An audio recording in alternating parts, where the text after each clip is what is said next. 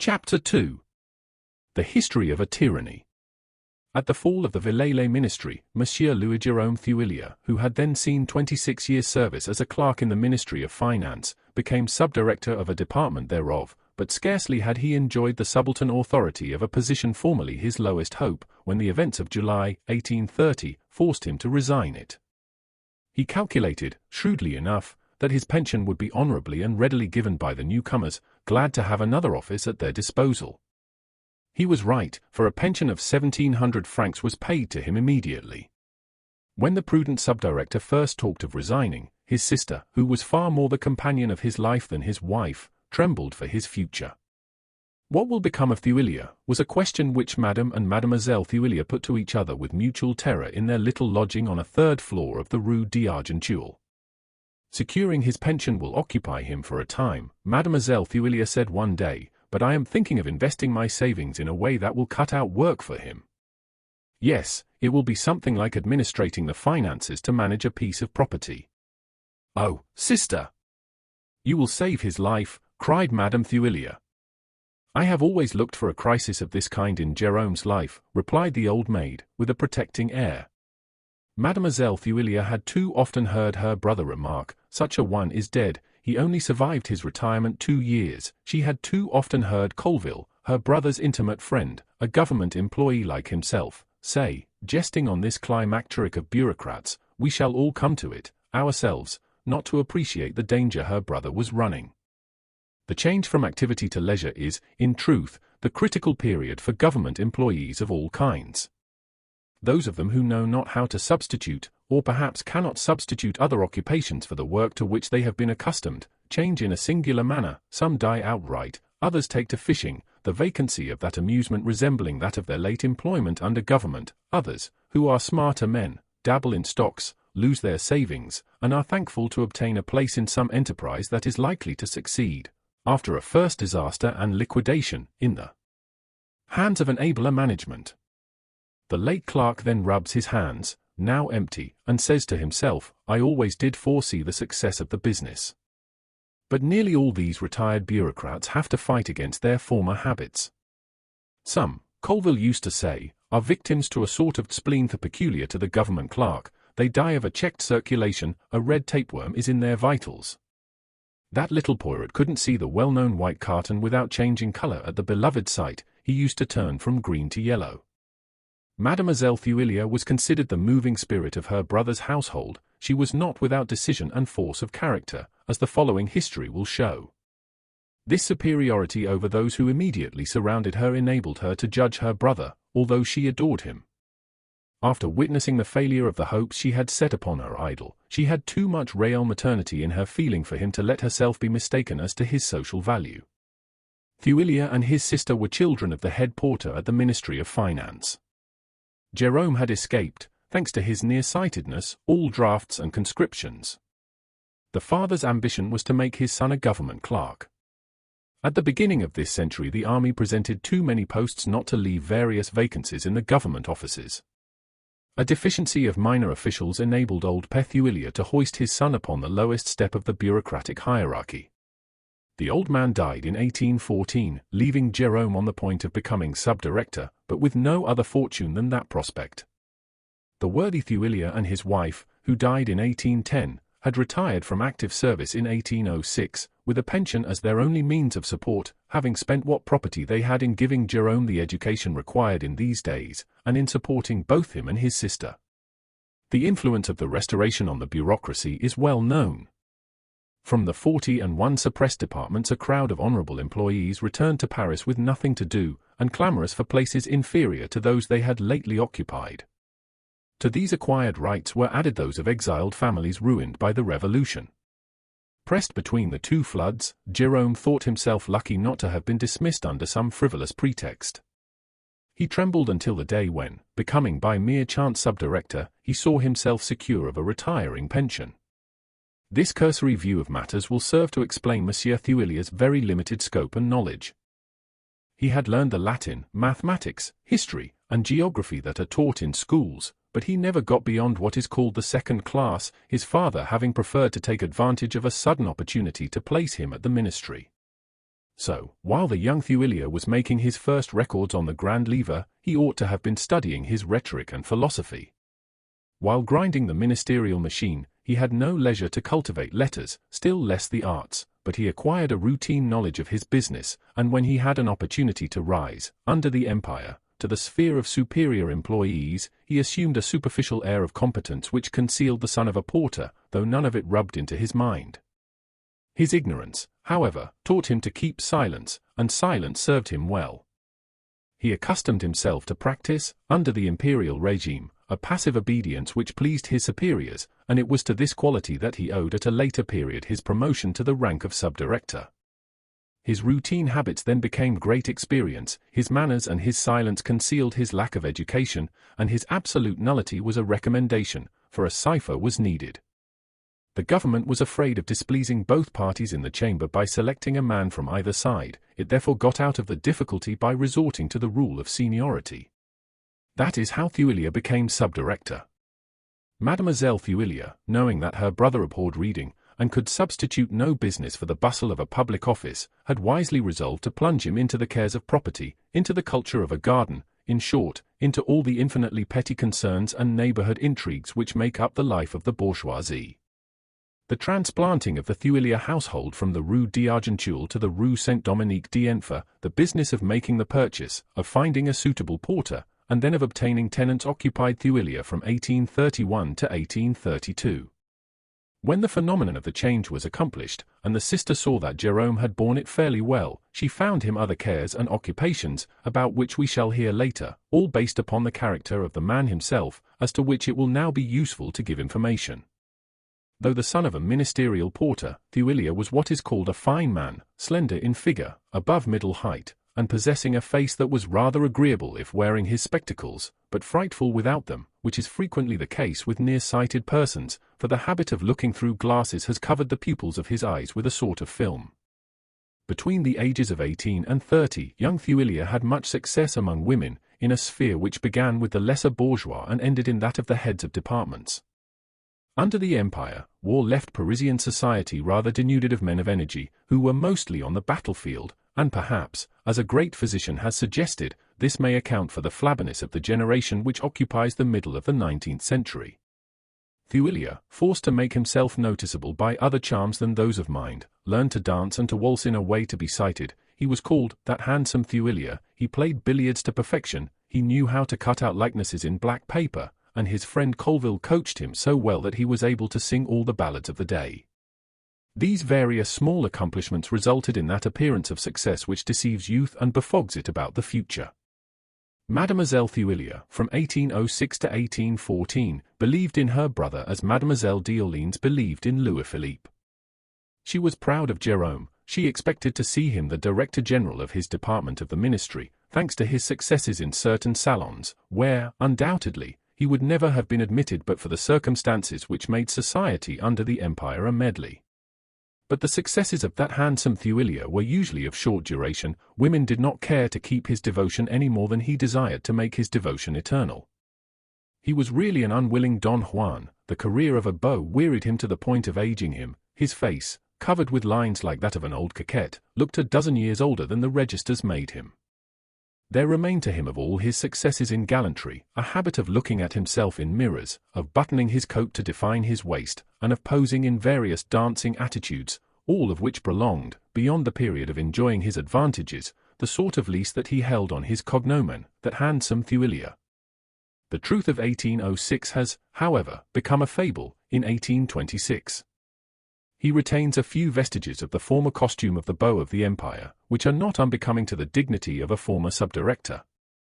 He still wears the white cravat with innumerable folds, wherein his chin is buried, and the coquettish bow, formerly tied by the hands of beauty, the two ends of which threaten danger to the passers to right and left. He follows the fashions of former days, adapting them to his present needs. He tips his hat on the back of his head, and wears shoes and thread stockings in summer. His long-tailed coats remind one of the well-known surtouts of the Empire. He has not yet abandoned his frilled shirts and his white waistcoats. He still plays with his Empire switch, and holds himself so erect that his back bends in. No one, seeing Thuillier promenading on the boulevards, would take him for the son of a man who cooked the breakfasts of the clerks at a ministry and wore the livery of Louis XVI. He resembles an imperial diplomatist or a sub-prefect. Now, not only did Mademoiselle Thuillier very innocently work upon her brother's weak spot by encouraging in him an excessive care of his person, which, in her, was simply a continuation of her worship, but she also provided him with family joys, by transplanting to their midst a household which had hitherto been quasi-collateral to them. It was that of Monsieur Colville, an intimate friend of Thuillier. But before we proceed to describe Pylades, let us finish with arrests, and explain why Thuillier, that handsome Thuillier, was left without a family of his own, for the family, be it said, is non-existent without children. Herein appears one of those deep mysteries which lie buried in the arena of private life, a few shreds of which rise to the surface at moments when the pain of a concealed situation grows poignant. This concerns the life of Madame and Mademoiselle Thuillier. So far, we have seen only the life, and we may call it the public life, of Jérôme Thuillier. Marie-Jeanne-Brigitte Thuillier, 4 years older than her brother, had been utterly sacrificed to him. It was easier to give a career to one than a dot to the other. Misfortune to some natures is a pharos, which illumines to their eyes the dark low corners of social existence. Superior to her brother both in mind and energy, Brigitte had one of those natures which, under the hammer of persecution, gather themselves together, become compact and powerfully resistant, not to say inflexible. Jealous of her independence, she kept aloof from the life of the household, choosing to make herself the sole arbiter of her own fate. At 14 years of age, she went to live alone in a garret, not far from the Ministry of Finance, which was then in the Rue Vivienne, and also not far from the Bank of France, then, and now, in the Rue de la Vrillière. There she bravely gave herself up to a form of industry little known and the perquisite of a few persons, which she obtained, thanks to the patrons of her father. It consisted in making bags to hold coin for the bank, the treasury, and the great financial houses. At the end of 3 years she employed 2 work-women. By investing her savings on the Grand Livre, she found herself, in 1814, the mistress of 3,600 francs a year, earned in 15 years. As she spent little, and dined with her father as long as he lived, and, as government securities were very low during the last convulsions of the empire, this result, which seems at first sight exaggerated, explains itself. On the death of their father, Brigitte and Jérôme, the former being 27, the latter 23, united their existence. Brother and sister were bound together by an extreme affection. If Jérôme, then at the height of his success, was pinched for money, his sister, clothed in serge, and her fingers roughened by the coarse thread with which she sewed her bags, would give him a few louis. In Brigitte's eyes Jérôme was the handsomest and most charming man in the whole French Empire. To keep house for this cherished brother, to be initiated into the secrets of Lindra and Don Juan, to be his handmaiden, his spaniel, was Brigitte's dream. She immolated herself lovingly to an idol whose selfishness, always great, was enormously increased by her self-sacrifice. She sold her business to her forewoman for 15,000 francs and came to live with Thuillier in the Rue d'Argenteuil, where she made herself the mother, protectress, and servant of this spoiled child of women. Brigitte, with the natural caution of a girl who owed everything to her own discretion and her own labor, concealed the amount of her savings from Jérôme, fearing, no doubt, the extravagance of a man of gallantry. She merely paid a quota of 600 francs a year to the expenses of the household, and this, with her brother's 1,800, enabled her to make both ends meet at the end of the year. From the first days of their coming together, Thuillier listened to his sister as to an oracle. He consulted her in his trifling affairs, kept none of his secrets from her, and thus made her taste the fruit of despotism which was, in truth, the one little sin of her nature. But the sister had sacrificed everything to the brother, she had staked her all upon his heart, she lived by him only. Brigitte's ascendancy over Jérôme was singularly proved by the marriage which she procured for him about the year 1814. Seeing the tendency to enforced reduction which the newcomers to power under the Restoration were beginning to bring about in the government offices, and particularly since the return of the old society which sought to ride over the bourgeoisie, Brigitte understood, far better than her brother could explain it to her, the social crisis which presently extinguished their common hopes. No more successes for that handsome Thuillier in the salons of the nobles who now succeeded the plebeians of the empire. Thuillier was not enough of a person to take up a politic opinion and choose a party. He felt, as his sister did for him, the necessity of profiting by the remains of his youth to make a settlement. In such a situation, a sister as jealous of her power as Brigitte naturally would, and ought, to marry her brother, to suit herself as well as to suit him, for she alone could make him really happy, Madame Thuillier being only an indispensable accessory to the obtaining of 2 or 3 children. If Brigitte did not have an intellect quite the equal of her will, at least she had the instinct of her despotism. Without, it is true, education, she marched straight before her, with the headstrong determination of a nature accustomed to succeed. She had the genius of housekeeping, a faculty for economy, a thorough understanding of how to live, and a love for work. She saw plainly that she could never succeed in marrying Jérôme into a sphere above their own, where parents might inquire into their domestic life and feel uneasy at finding a mistress already reigning in the home. She therefore sought in a lower grade for persons to dazzle, and found, almost beside her, a suitable match. The oldest usher at the bank, a man named Lemprun, had an only daughter, called Céleste. Mademoiselle Céleste Lemprun would inherit the fortune of her mother, the only daughter of a rich farmer. This fortune consisted of some acres of land in the environs of Paris, which the old father still worked. Besides this, she would have the property of Lemprun himself, a man who had left the firms of Thielisson and of Keller to enter the service of the Bank of France. Lemprun, now the head of that service, enjoyed the respect and consideration of the governors and auditors. The Bank Council, on hearing of the probable marriage of Céleste to an honorable employee at the Ministry of Finance, promised a wedding present of 6,000 francs. This gift, added to 12,000 given by Père Lemprun, and 12,000 more from the maternal grandfather, Sieur Gallard, market gardener at Auteuil, brought up the dowry to 30,000 francs. Old Gallard and Monsieur and Madame Lemprun were delighted with the marriage. Lemprun himself knew Mademoiselle Thuillier, and considered her one of the worthiest and most conscientious women in Paris. Brigitte then, for the first time, allowed her investments on the grand lever to shine forth, assuring Lemprun that she should never marry. Consequently, neither he nor his wife, persons devoted to the main chance, would ever allow themselves to find fault with Brigitte. Above all, they were greatly struck by the splendid prospects of the handsome Thuillier, and the marriage took place, as the conventional saying is, to the general satisfaction.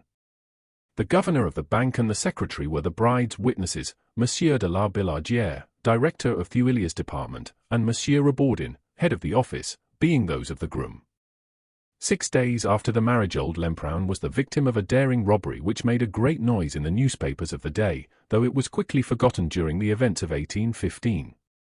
The guilty parties having escaped detection, Lemprun wished to make up the loss, but the bank agreed to carry the deficit to its profit and loss account. Nevertheless, the poor old man actually died of the grief this affair had caused him. He regarded it as an attack upon his aged honor. Madame Lemprun then resigned all her property to her daughter, Madame Thuillier, and went to live with her father at Auteuil until he died from an accident in 1817. Alarmed at the prospect of having to manage or lease the market garden and the farm of her father, Madame Lemprun entreated Brigitte, whose honesty and capacity astonished her, to wind up old Gallard's affairs, and to settle the property in such a way that her daughter should take possession of everything, securing to her mother 1,500 francs a year and the house at Auteuil. The landed property of the old farmer was sold in lots, and brought in 30,000 francs. Lemprun's estate had given as much more, so that Madame Thuillier's fortune, including her dot, amounted in 1818 to 90,000 francs. Joining the revenue of this property to that of the brother and sister, the Thuillier household had an income, in 1818, amounting to 11,000 francs, managed by Brigitte alone on her sole responsibility. It is necessary to begin by stating this financial position, not only to prevent objections but to rid the drama of difficulties. Brigitte began, from the first, by allowing her brother 500 francs a month, and by sailing the household boat at the rate of 5,000 francs a year. She granted to her sister-in-law 50 francs a month, explaining to her carefully that she herself was satisfied with 40. To strengthen her despotism by the power of money, Brigitte laid by the surplus of her own funds. She made, so it was said in business offices, usurious loans by means of her brother, who appeared as a moneylender. If, between the years 1813 and 1830, Brigitte had capitalized 60,000 francs, that sum can be explained by the rise in the funds, and there is no need to have recourse to accusations more or less well-founded, which have nothing to do with our present history. From the first days of the marriage, Brigitte subdued the unfortunate Madame Thuillier with a touch of the spur and a jerk of the bit, both of which she made her feel severely. A further display of tyranny was useless, the victim resigned herself at once. Céleste, thoroughly understood by Brigitte, a girl without mind or education, accustomed to a sedentary life and a tranquil atmosphere, was extremely gentle by nature. She was pious in the fullest acceptation of the word. She would willingly have expiated by the hardest punishments the involuntary wrong of giving pain to her neighbor. She was utterly ignorant of life, accustomed to be waited on by her mother, who did the whole service of the house, for Céleste was unable to make much exertion, owing to a lymphatic constitution which the least toil wearied. She was truly a daughter of the people of Paris, where children, seldom handsome, and of no vigor, the product of poverty and toil, of homes without fresh air, without freedom of action, without any of the conveniences of life, meet us at every turn. At the time of the marriage, Céleste was seen to be a little woman, fair and faded almost to sickliness, fat, slow, and silly in the countenance. Her forehead, much too large and too prominent, suggested water on the brain, and beneath that waxen cupola her face, noticeably too small and ending in a point like the nose of a mouse, made some people fear she would become, sooner or later, imbecile. Her eyes, which were light blue, and her lips, always fixed in a smile, did not contradict that idea. On the solemn occasion of her marriage she had the manner, air, and attitude of a person condemned to death, whose only desire is that it might all be over speedily. "She is rather round," said Colville to Thuillier. Brigitte was just the knife to cut into such a nature, to which her own formed the strongest contrast. Mademoiselle Thuillier was remarkable for her regular and correct beauty, but a beauty injured by toil which, from her very childhood, had bent her down to painful, thankless tasks, and by the secret privations she imposed upon herself in order to amass her little property. Her complexion, early discolored, had something the tint of steel. Her brown eyes were framed in brown, on the upper lip was a brown floss like a sort of smoke.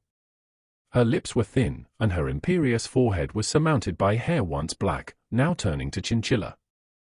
She held herself as straight as the fairest beauty, but all things else about her showed the hardness of her life, the deadening of her natural fire, the cost of what she was. To Brigitte, Céleste was simply a fortune to lay hold of, a future mother to rule, one more subject in her empire. She soon reproached her for being weak, a constant word in her vocabulary, and the jealous old maid, who would strongly have resented any signs of activity in her sister-in-law, now took a savage pleasure in prodding the languid inertness of the feeble creature. Céleste, ashamed to see her sister-in-law displaying such energy in household work, endeavored to help her, and fell ill in consequence. Instantly, Brigitte was devoted to her, nursed her like a beloved sister, and would say, in presence of Thuillier, "You haven't any strength, my child, you must never do anything again." She showed up Céleste's incapacity by that display of sympathy with which strength, seeming to pity weakness, finds means to boast of its own powers. But, as all despotic natures liking to exercise their strength are full of tenderness for physical sufferings, Brigitte took such real care of her sister-in-law as to satisfy Céleste's mother when she came to see her daughter.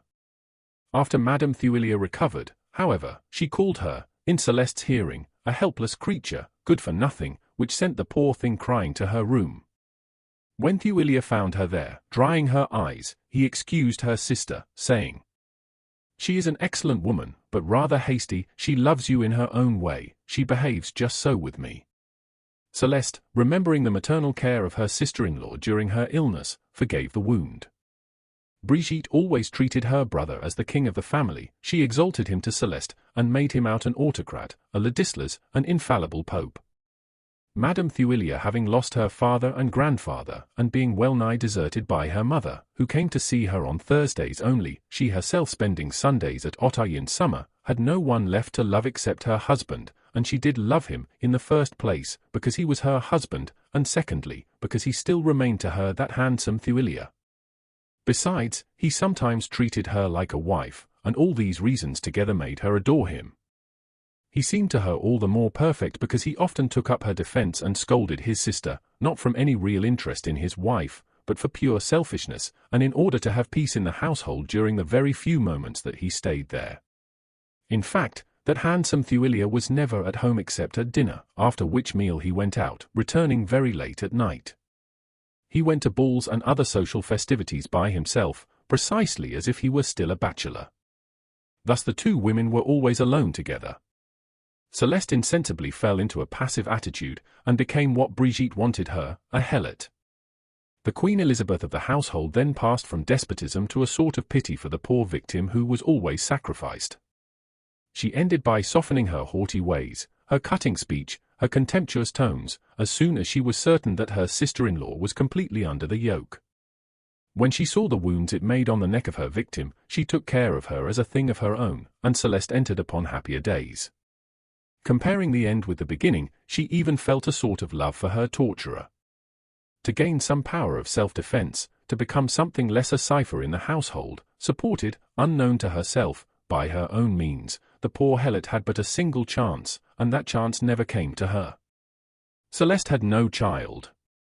This barrenness, which, from month to month, brought floods of tears from her eyes, was long the cause of Brigitte's scorn. She reproached the poor woman bitterly for being fit for nothing, not even to bear children. The old maid, who had longed to love her brother's child as if it were her own, was unable, for years, to reconcile herself to this irremediable sterility. At the time when our history begins, namely, in 1840, Céleste, then 46 years old, had ceased to weep. She now had the certainty of never being a mother. And here is a strange thing. After 25 years of this life, in which victory had ended by first dulling and then breaking its own knife, Brigitte loved Céleste as much as Céleste loved Brigitte. Time, ease, and the perpetual rubbing of domestic life had worn off the angles and smoothed the asperities. Céleste's resignation and lamb-like gentleness had brought, at last, a serene and peaceful autumn. The two women were still further united by the one sentiment that lay within them, namely, their adoration for the lucky and selfish Thuillier. Moreover, these two women, both childless, had each, like all women who have vainly desired children, fallen in love with a child. This fictitious motherhood, equal in strength to a real motherhood, needs an explanation which will carry us to the very heart of our drama, and will show the reason of the new occupation which Mademoiselle Thuillier provided for her brother.